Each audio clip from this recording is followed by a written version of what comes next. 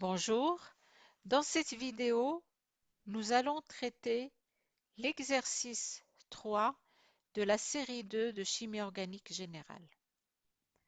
Alors, l'énoncé de l'exercice est le suivant.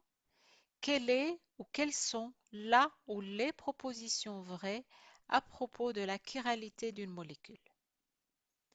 Première proposition, une molécule chirale est superposable avec son image dans un miroir.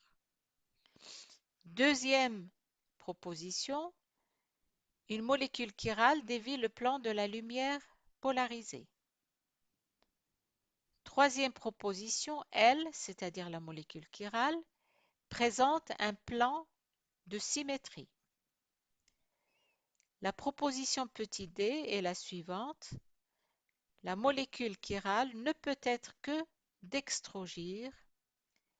Et enfin, la dernière proposition à vérifier, un mélange équimolaire d'une molécule et de son énantiomère est optiquement inactif. Alors, vous voyez que les notions dont on a besoin pour résoudre cet exercice sont les suivantes. La chiralité, les énantiomères, on vous parle de composés de mélanges optiquement inactifs, donc qu'est-ce que c'est l'activité optique? On vous parle d'une molécule dextrogire, qu'est-ce que c'est? Et donc, il faut maîtriser toutes ces notions avant de pouvoir faire l'exercice.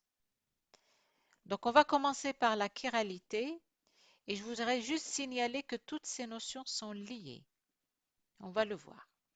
Alors, dans le cours, on vous a défini la chiralité comme suit.